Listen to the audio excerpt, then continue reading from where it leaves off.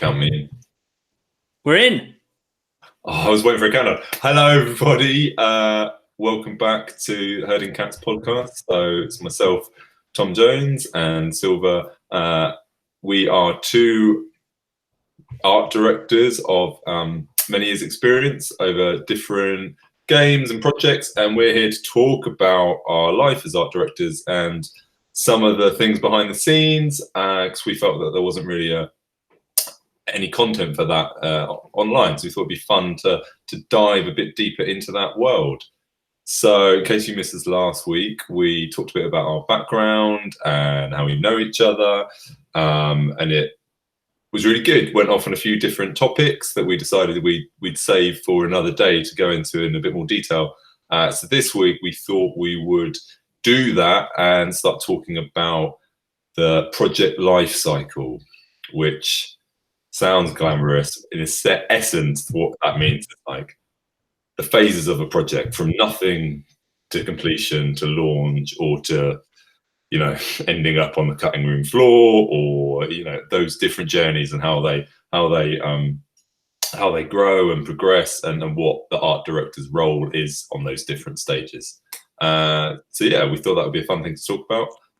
So always, any questions, type them in and we'll try and incorporate that into the chat. Otherwise, we'll just get cracking.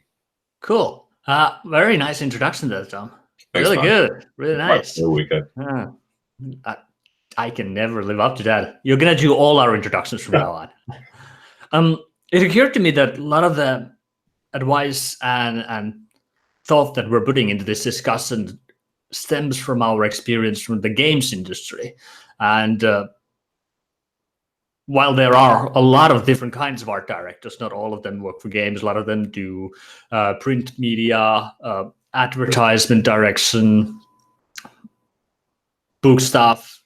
But while most of our experience and stories come from the games industry, a lot of it is like almost directly applicable to any sort of art directing. It's just a scale thing. Mostly when we talk about games art direction, it involves more people than just ourselves or a small team. It usually involves a big team from 15 plus to several hundreds. And in a lot of other medias, say book art directing, you usually have more of a one-on-one connection with your artist and art director, editor, art director, and not so much of team building and producing at the same level. Are there any other types of art directing that comes to your mind, Tom, before we go talk about our project life cycles? I think you're right. I think it can apply to lots of different things. I guess it's depending on the industry, the role can change quite a lot. You can have things like director of photography and stuff, which is probably a sideways leap in a way. But yeah, I think my experience was very much in-house with a team. Obviously, you can have people that primarily review content from off-site and not with a team. It's more just giving feedback and pushing that out, rather than looking after the kind of morale and growth of a group of people, to get them to kind of share a vision. So I think I guess to answer your question, now that I've stalled for a bit, I think you can also have different roles require different skill sets. Like, I guess if you were in like a fashion shoot or something like that, being an art director of that is very different, because it's very in the moment. You're reviewing the content there. The model is on stage or on set getting photographed right then. So you need someone who is giving them feedback all the time. I mean, that perhaps is more of a creative director as well. But if you're actually taking into account the lighting and all the different stuff that goes into that shoot, I think that's quite a specific skill set to be able to articulate yourself in that moment very clearly, form a thought, and actually say that to someone in a way to get them to do what you want. I think that's that's different from a prolonged project over like 2 years where you've got a vision in your mind. You're trying to get a team to work towards that. So So these projects that take over 2 years, how do they begin? Look at that seamless segue. Yeah, as we talked about last week. So I spent a lot of my time at Sony, and so projects there, we tend to have a small concepts team that would start thinking about what we move on to next. The tricky thing was that Sony is that because we were a first-party studio, there were lots of other first-party studios as well, each doing their own thing, each tied to, you know, the next release of PlayStation or the next handheld, and so there's a strategic aim across Sony to deliver content in different areas and different genres. We weren't necessarily privy to all of that because it's top secret, and that's fair enough, right? You're not going to tell every single team about your 5-year plan across the world for release. Worked out for Stalin, so. Worked out, sorry? Worked out for Stalin. Well, there you go, maybe. So what we end up doing, you try and come up with like a range of different ideas, and then we'd get into kind of a pitch cycle and pitch that you know, up the chain within Sony, and then get some kind of course correction. And that tends to be quite a small team that you do some concept art work for. And actually, when I first started, that process was probably a lot cruder than it was when I left. You know, it was more a few PowerPoint slides rather than at the end it would be, you know, indicative concept art and maybe some, you know, visuals or videos. One of the things we started doing at the end was we called them Ripomatics. I don't know if that's an actual term or not, or we just made that. It tends to be we take footage from like indicative films and just edit them together with a, you know, a soundtrack. So it's like a trailer for the game. Yeah, I saw a lot of those. Like Guerrilla Games that does a lot of it. Does it Crytek as well? But yeah, because it's like you take any tool you can just to get an idea across, right? Yeah, exactly. And if it's internal, you know, you're not showing it outwards, so the copyright issues can be sidestepped a bit. And the idea is that you're putting together like a visual pitch for people who don't necessarily view things in the same way that you do in their minds. Like if you're pitching to money men or, you know, producers or perhaps a different type of person, you want to make sure everyone in the room is taps into your vision as quickly as possible. So if you can produce like a kind of high octane trailer that sets the scene and sets the world and the narrative, but actually hasn't taken you 3 years to make because you've just taken footage from like a bunch of really cool films. We found that was quite a good way of doing it. What about financial considerations? How much do you guys think about those when you did your pitches?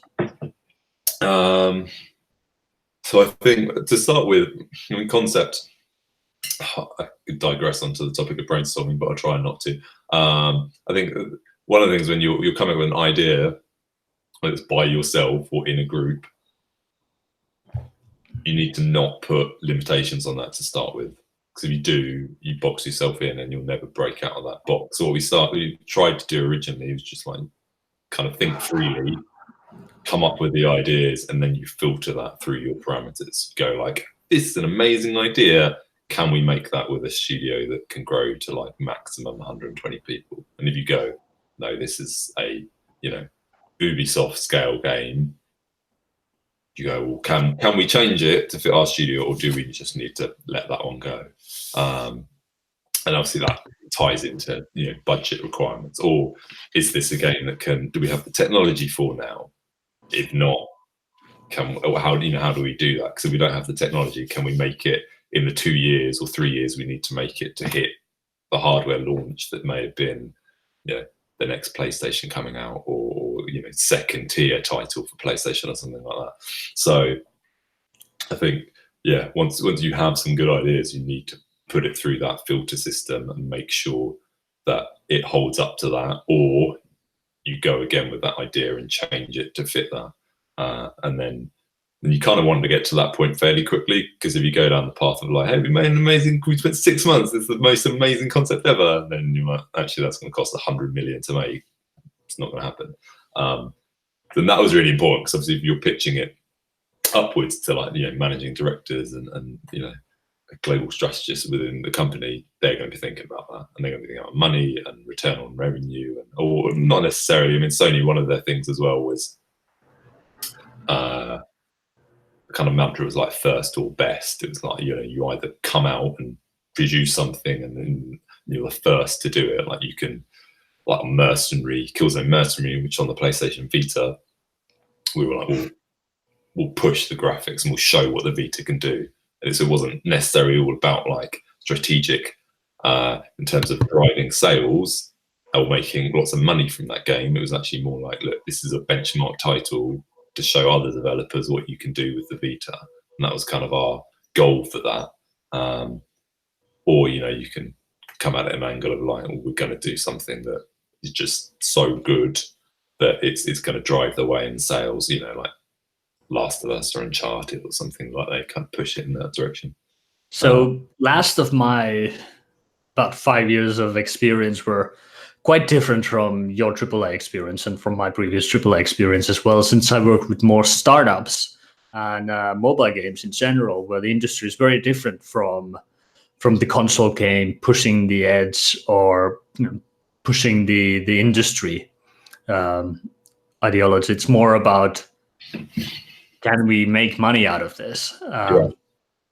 Is this marketable? Is this mainstream? And can it be sold profitably on Facebook ads? Which makes sense. I mean, in fairness, like I mean, because I work for Sony, I think was in a unique position where their goals, you know, it's a first-party studio tied to a hardware manufacturer. Like they, you know, first port of call for them, they make hardware, they make consoles. Their first-party studios are there to support that. So they're a strategic aim rather than purely, you know, because Sony make money off all games, right? So it's not just on in an ideal world, you want all your first-party studios making money, and in reality, some of them closing, that will have been a factor. But you also need them, you know, they'll be creating exclusive content that won't be on any other console. So that needs that. It can't just be a kind of more, you know, a generic project or another Me Too game. It needs to kind of stick a flag in the sand for something, whether it's like the best narration and, you know, best storytelling in games ever, or I remember that with like the Xbox One times as well, that you need to make a bigger stand than the last one, which is very interesting with mobile games, because the whole point is to share the game to as many people as possible. So you need to have an app that works with all the phones in the world, from the newest iPhones to the oldest Androids. So being the best is really the topic. It's more about how can we be more accessible, or I guess like how can we be more better at being accessible. That's challenging in itself. Like you're having to work across so many different devices, like trying to come up with an idea that doesn't just immediately die on an old phone, or, you know, that is accessible for all. That creates quite a challenging set of parameters to start with, I'd imagine. It has its difficulties, but at the same time, because the mobiles aren't moving that much forward, you can kind of like always take the median of everything, and not really have to think about the newest phones so much at all, because you know that only like 5% or 2% of users are going to be on the newest phones. So you're just going to be focusing everything on what you know statistically to be the most used phones. Fortunately, like unlike consoles, it's really easy to track, you know, how many people are using the App Store on a daily basis, or Google App Store. And Google and Apple provides that to the developers, so they get very good data on what kind of phones are being used, what kind of you know, what parts of the world are even certain kinds of phones being used. So if you know you're going to go for the Asian market, or if you're going to go for the Western market, you can have different goals as well. But another thing that was very different from your experiences is that most of my initial pitches are for either investors or like a startup founders, basically, without any sort of a team. No, it's not like a secret team that is hidden somewhere in the basement of a giant gaming corporation. But it's very often it is like a couple of guys, or maybe just like a successful startup that is now ready to start another project but hasn't really done so much yet. So everything moves a lot more faster and without as much control points. But it's more kind of like it's more easy to die in that business as well, because everything dies a lot faster as well. What I was going to say, we talked a bit last week about the length of our projects and stuff. See, the mobile ones you're on are much shorter than some of the kind of big AAA stuff for consoles, which can be 2, 3, 4 years and onwards. And I think one thing I was going to ask was, did you find it easier? You're talking about analyzing App Store and things like that. Do you find it easier to spot trends and have the confidence to make something to appeal to the market without worrying that trend or the zeitgeist thing would shift within like a few years time? Because our thing was like, we kind of have to think about it's not what people like now, it's like what people are going to like in 3 years time, which it's fucking hard. And you never know what your competitors are doing in or coming up with in the three years time as well. The market can shift drastically. Quite. Usually does. No, definitely. I mean, there's a slight tangent, but I remember when we first started at Sony, looking at, that would be early 2000s, looking at some game concepts. I think one of them was like some undead or zombie thing, and I'm sure some of the feedback was like, zombies are dead, no one cares about zombies anymore, like that ship sailed. And this is basically just before Walking Dead take over the world again for like the next 10, 15 years, and you're just like, it would have almost been like perfect time. But actually, in the time we were looking at it, it looked like maybe that's just not going to be a thing anymore. And that's like the gamble you take, I guess. So we have a question from the audience, Ramonster42. Hello, Ramonster42. When you have your pitch video ready for companies and great options, would it be okay to publish it to the public simultaneously, like on YouTube, or best to keep it secret? I think we both know the answer is the best to keep it secret. Would you like to tell why? Well, I mean, there were 2 factors for us. Well, a few actually. One I've kind of mentioned, in that all the content for that video tend to take from films and things. So to put it out publicly, we've got copyright issues. But also, I think these things, you do this stuff a lot, so a lot of projects never make it beyond that phase. If you kind of put everything out, then you're going to get people expecting that thing to be made, or disappointed when it doesn't get made. And actually, you can have competitors that can see what you're doing very early on. So if, like for Sony, from a strategic point of view, if that project hasn't started yet and you put out a video that's like, hey, it's a new zombie monster truck racing, it's fine, you can have that idea, it's not going to go anywhere.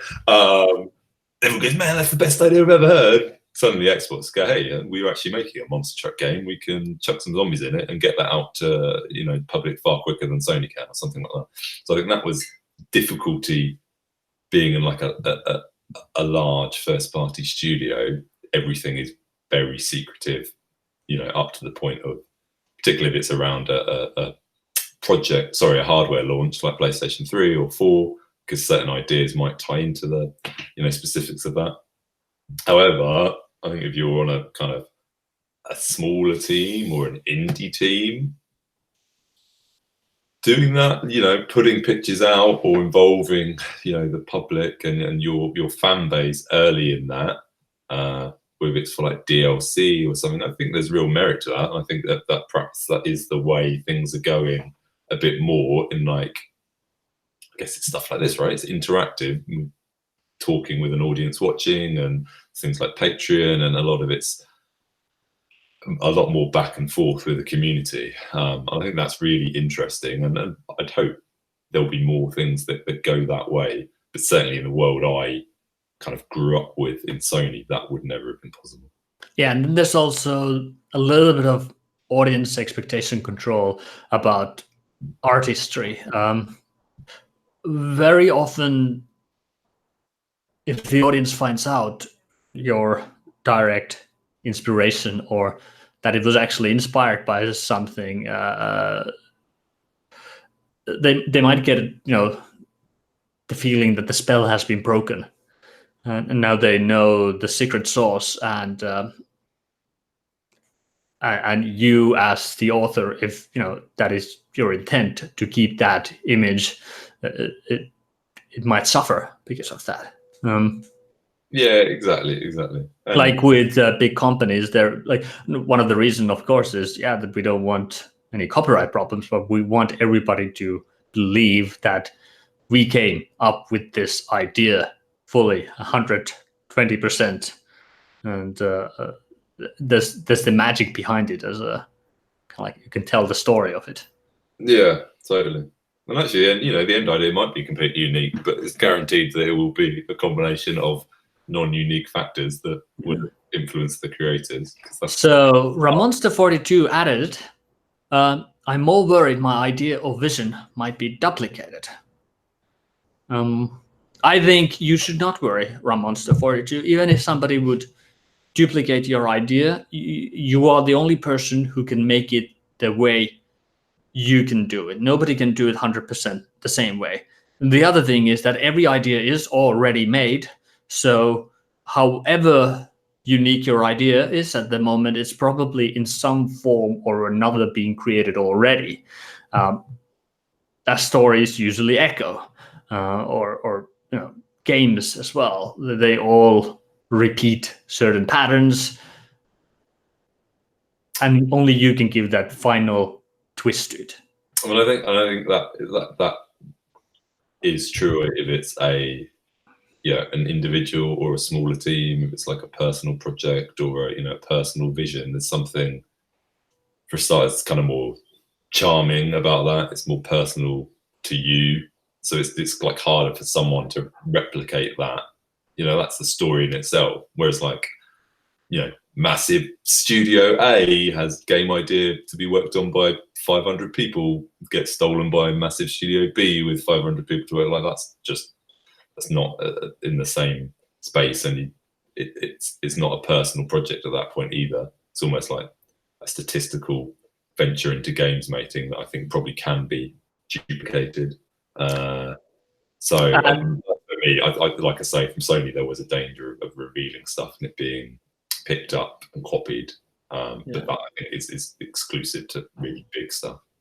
Also, like if this project that Ramonster42 is talking about is anything that requires a lot of personal effort, then somebody doing that would probably also think about their own individual creativity when they want to put all that effort into it.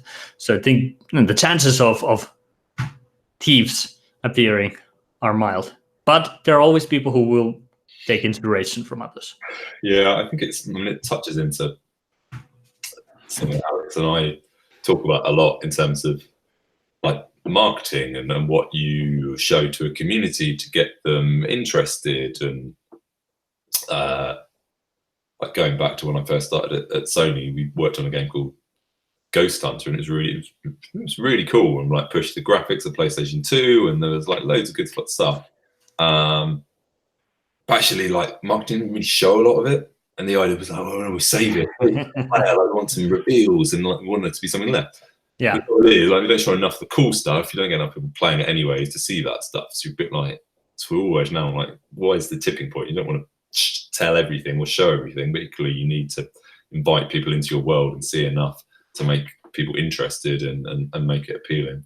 And so I guess it's a long-winded way of saying I think sharing is good, and like particularly if you're an individual creator and like community is part of what you're doing, I think it helps people feel a part of something and can help it grow. And people like that kind of more individual success story. And like I say, it becomes a far more personal thing and far more interesting because of that, rather than, a huge team kind of moneyballing a game. So we have another question as well. What are your stances / opinions on Style Guides from Kaya?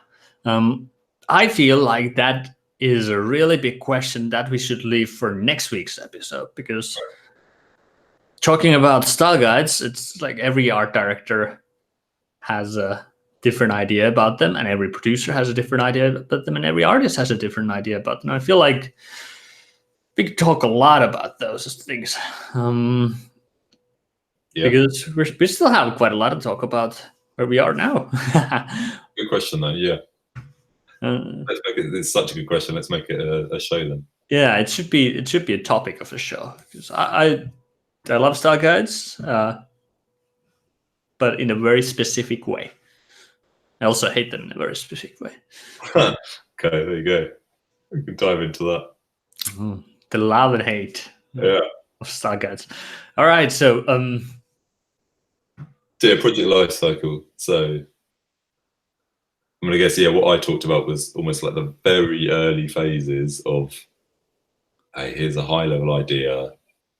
Can we get a tentative? Well, we almost never really got green lights at Sony. It was more like you don't get a red light, so you push on to the next phase. So it's very interesting in the sense that, when we talk about project lifestyles, it's like, oh, you have the first part and the second part and third part, and the game is out. But usually each of these life cycles are like an era of their own. They can take sometimes even years to get through a first cycle to successfully pitch a game or a project or a movie or anything like that. It's sometimes you spend a couple of years with just a couple of people to work on the initial design or the story draft before it even goes into seeking for investors or funding.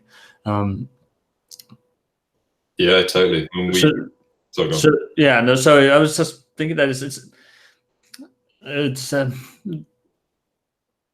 they're very complex procedures, and none of the stories are the same either. It's every time different a little bit. Yeah, I mean, as I touched upon, it changed quite a lot in my time at Sony. I mean, originally there was, a kind of concept team working in the background on ideas, which I think has its pros and cons. It's kind of cool that there's people constantly looking at that.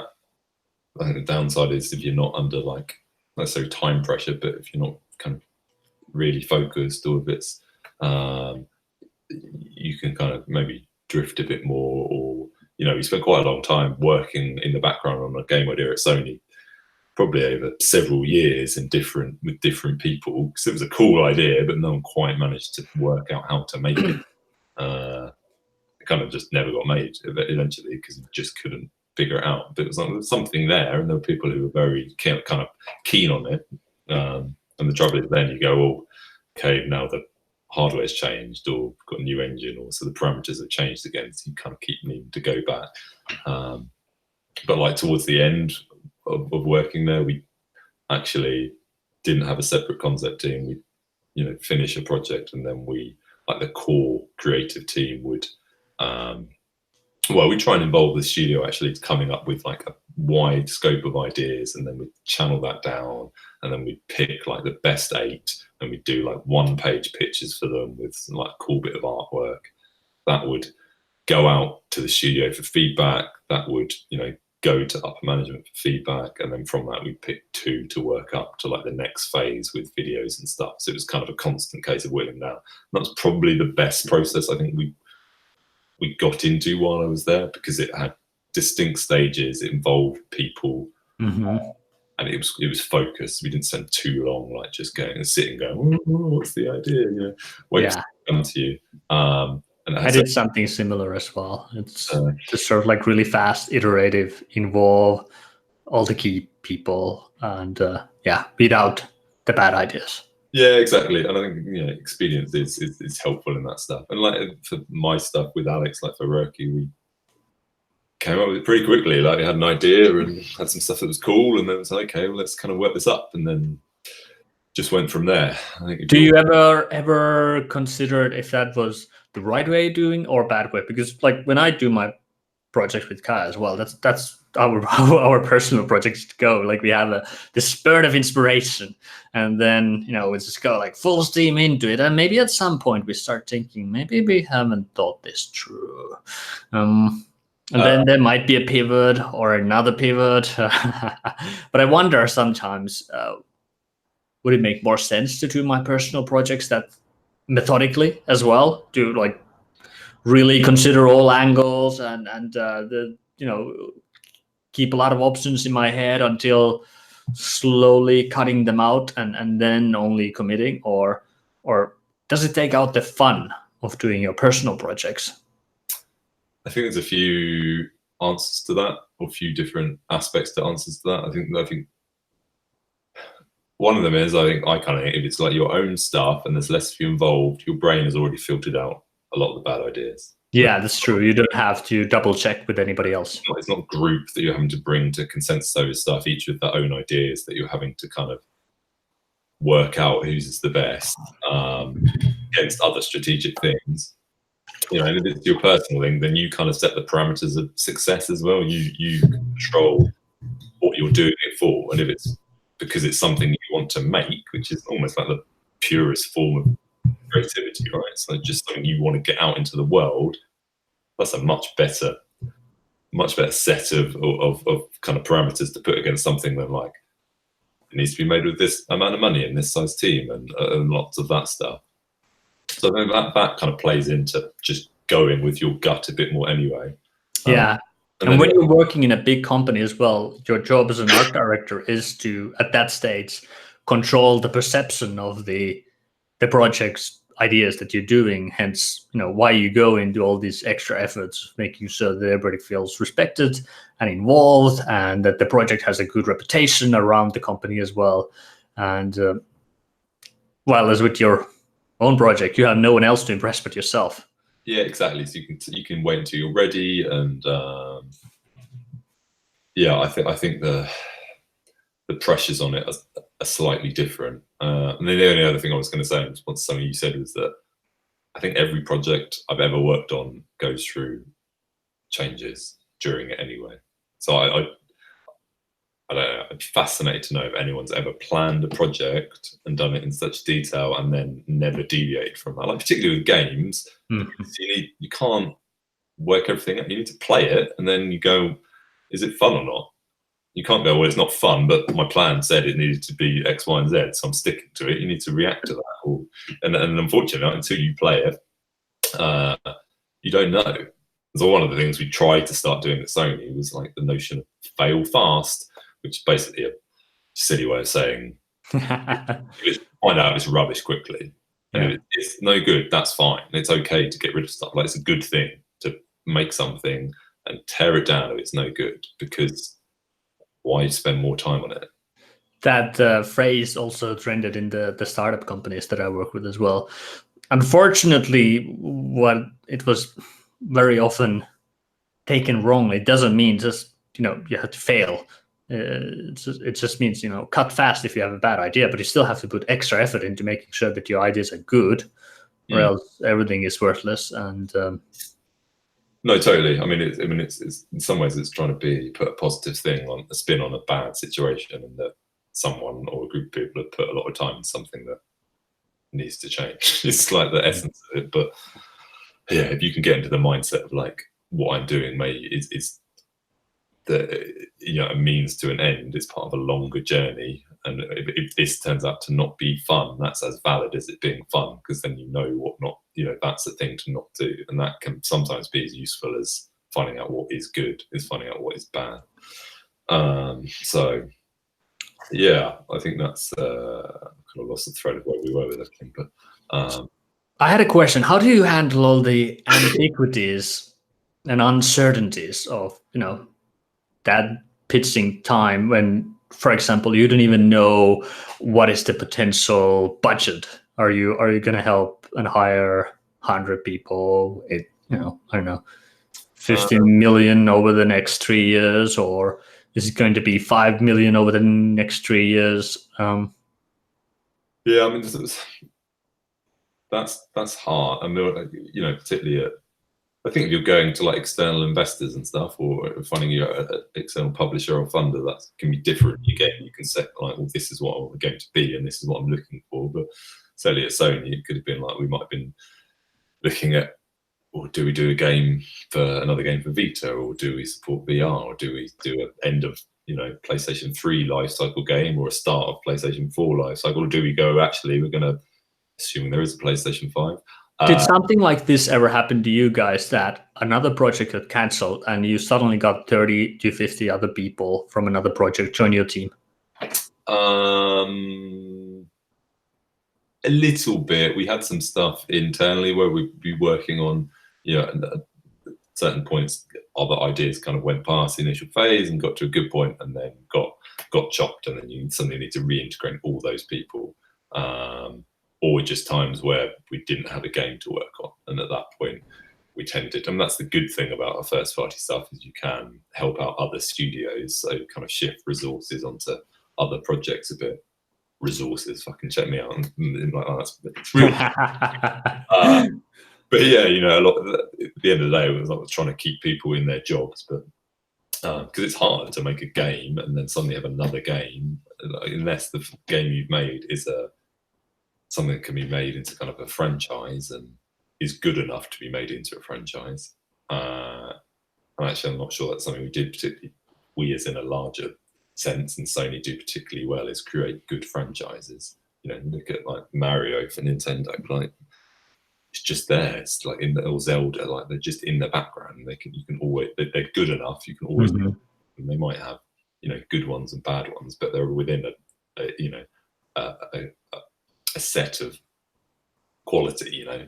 There's a quality part to them all. Whereas I found, like, if you look at the history of first party Sony games, a lot of them are kind of not repeats, with the exception of like Killzone maybe.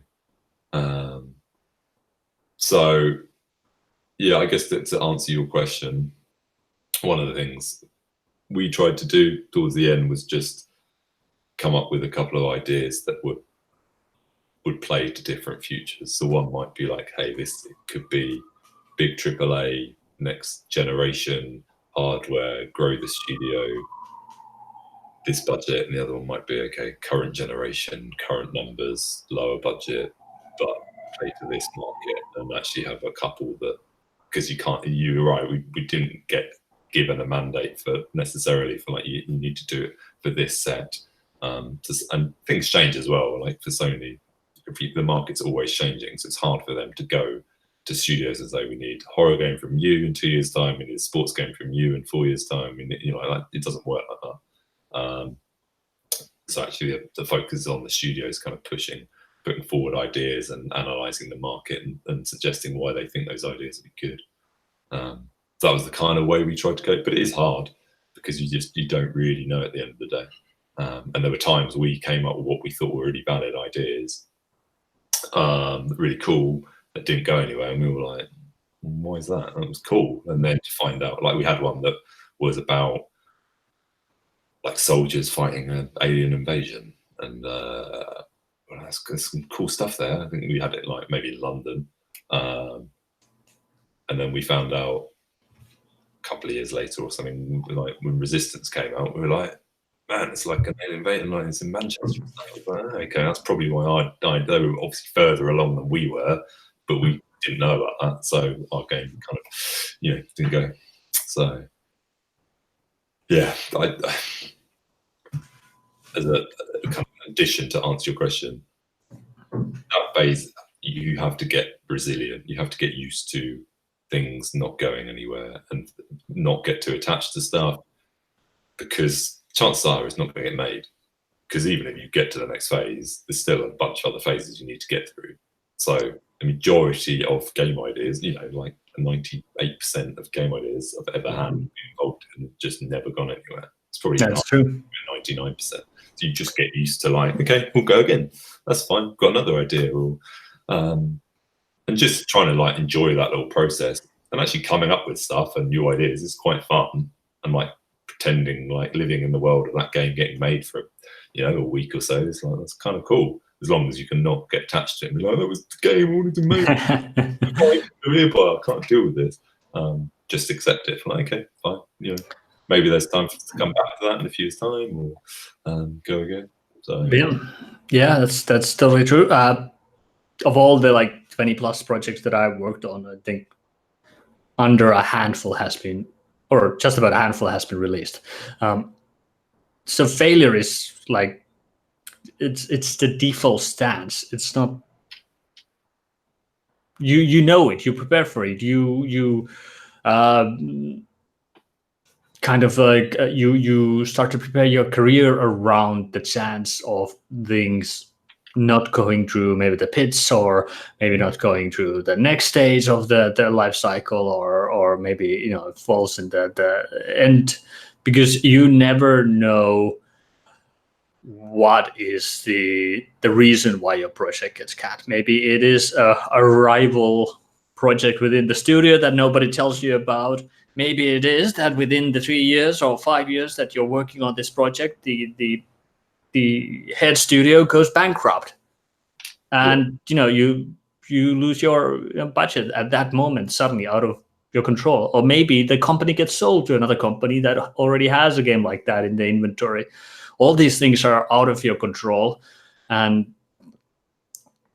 they in this industry, they come out of nowhere because things move so fast. And it's like, oh sure, yeah, 3-4 years or 5 years is a long time, but sometimes it's you also have 1 year projects, especially in the mobile games. You still have lots of projects that are under 2 years, but the same issues arise. Companies get sold. Key people from the project might feel like, oh, I want to change the country, or go to this competing company, or want to go back to my family. And the studio heads might lose faith to the leadership of the team after that, and feel like, well, maybe not, because it's too much risk. Can't replace the key person. Yeah, totally. A million different reasons could be why your project doesn't happen. And even when out of that 1-5 ratio, a game maybe is successful of coming out, 1-5 is a very, very, very good ratio. It's more like 1-10 ratio usually. Even if your game does release, the chances of it being a hit are minimal as well. So that's another reality check that most people who are getting their first games out have to face, that after 3, 4, 5 years or 2 years of exhausting, mind-boggling labor and pain and fatigue, you finally get that game out and nobody cares. Yeah, it could be pretty crushing. Yeah, but it happens more often than not. Like when you think statistically of how many games come out for consoles, how many of them are actually hits per month, or even less with mobile games, where you have like 1,000 projects being added to the App Store every day. Yeah, totally. Like you say, you spend all this time working up to release, and then you're kind of creatively exhausted by the end of it. And then, yeah, you just got some people you don't know reviewing it and deciding your fate a little bit along with sales figures. That's a kind of weird space to be in. And then, yeah, you kind of go again. But that is the world. I mean, yeah, same in like the film industry. Like I was speaking to a writer friend who's talking about having scripts, with options attached to be made into films. He was saying like, he's had one that at times has had like a director and a producer and an actor attached, and it looked like it's going to go forward, and then suddenly the actor gets an offer of another film and kind of needs to take that because they get paid, and then they go and do that, and because the film's lost the actor, like the finance pulls out, and it's like a house card that crumbles, and then you kind of try and go again with another team and it crumbles again. It was like, fucking hell, I haven't really makes sense. I hadn't really appreciated that, but there's only a certain set of resources in Hollywood, and then there's all these scripts, and so you kind of build them up, but you're kind of trying to get all the places in pieces on one script at the same time to get it made. So yeah, the amount that don't go forward or then get canned, or I imagine it's very similar. Which is why I think that you start to see, certainly in films, like less risks being taken and a domination of a certain type of film, because there's more chance of them making money at the box office, which I find quite sad. But anyway, that's maybe another topic. So where do you find the strength to go again? Certainly, I think some of it comes from like just experience of having been there and done that. But also, I think it's in a weird way, I kind of liken it a bit to childbirth, and that which I have first-hand experience, not myself, but my wife. That's a hard process, right? Giving birth to a baby, and actually the act itself is horrendously hard.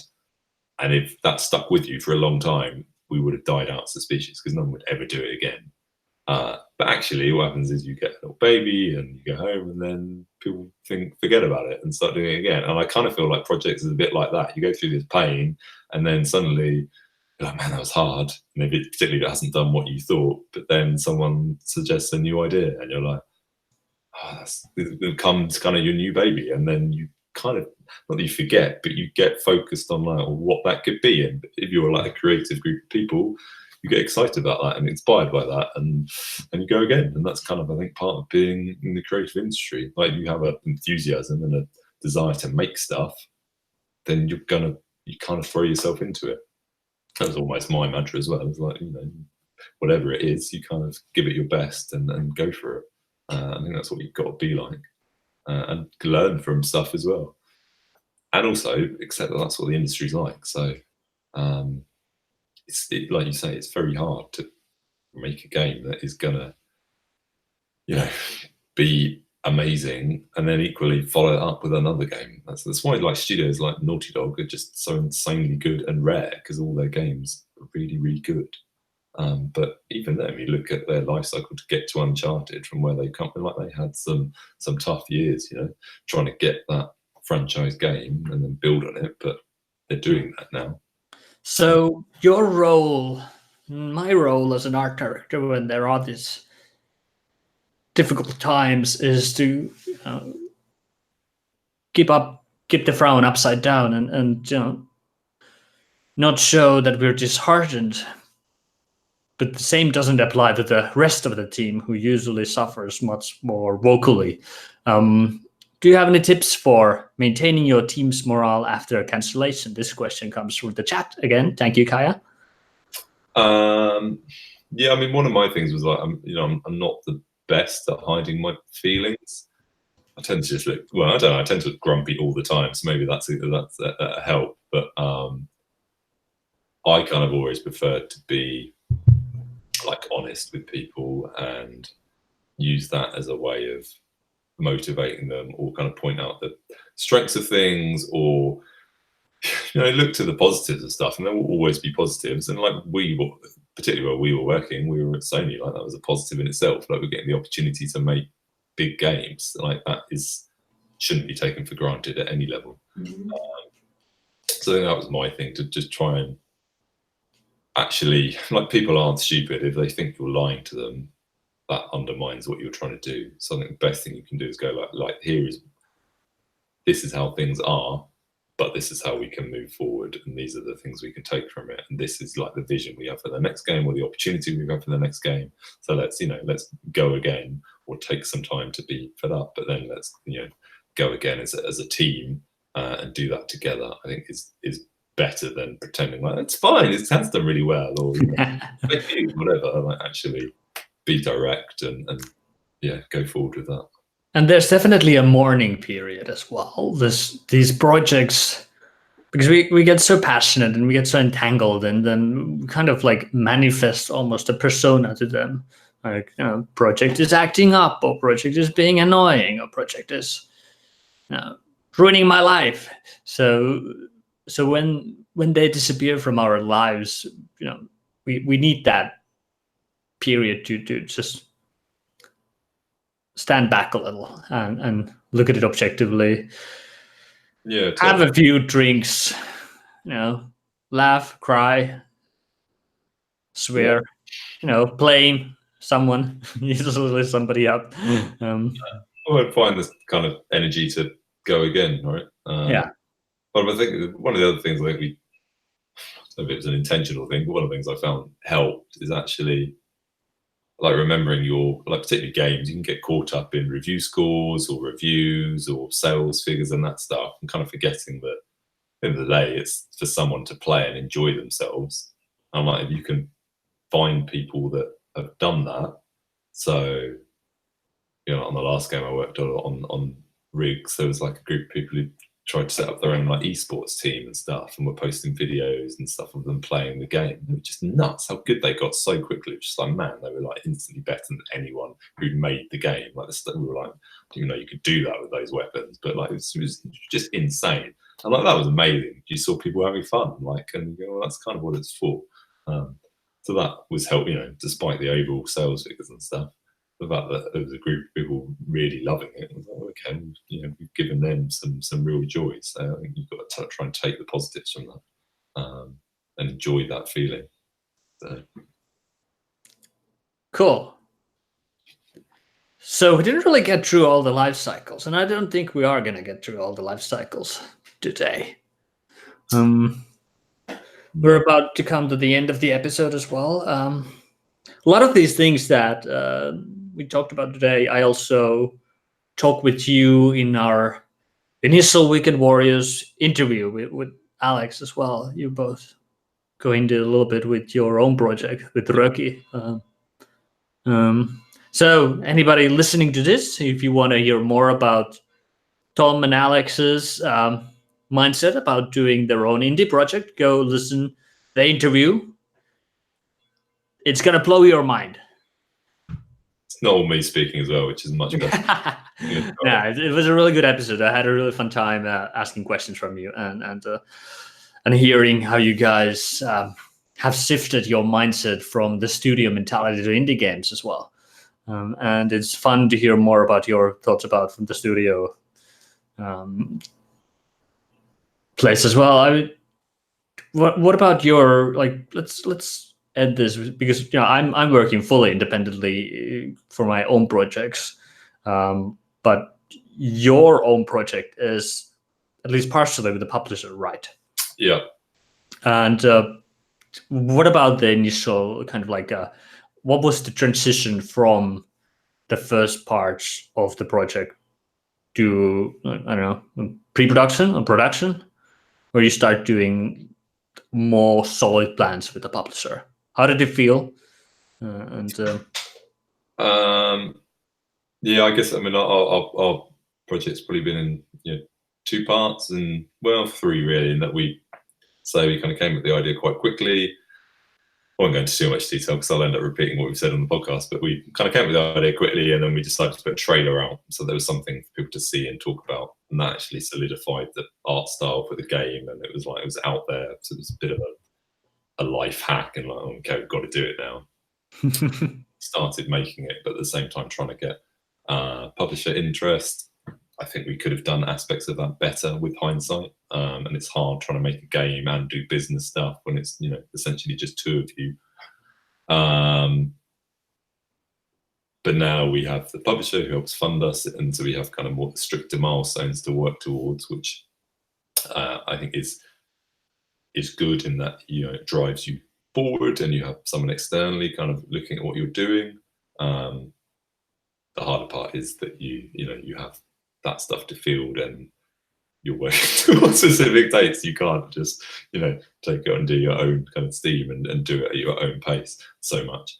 But it's necessary, because you kind of need to. I, for one, am not really someone who can invest the time or motivation in like something beyond 2 or 3 years, and like a project longer than that doesn't massively appeal to me, just because not that I generate ideas so quickly, but I'm like, okay, my mind is ready to get this out, and give it to the world and let it go on its journey, whatever that may be, and then move on. So I think that's where having someone else to get you towards that finish line is really important. That's why we like working with a publisher, because they're helping to facilitate that. Cool. If you enjoyed hearing today's conversation from two art directors teaching you to become one art director, hit that subscription button and smash that bell. Where it is, I don't know, I need to practice. Down there somewhere. We're going to be back next week. Yep. So I'm going to try to figure out all the technicalities with YouTube a little bit. I'm getting to be an old fart, and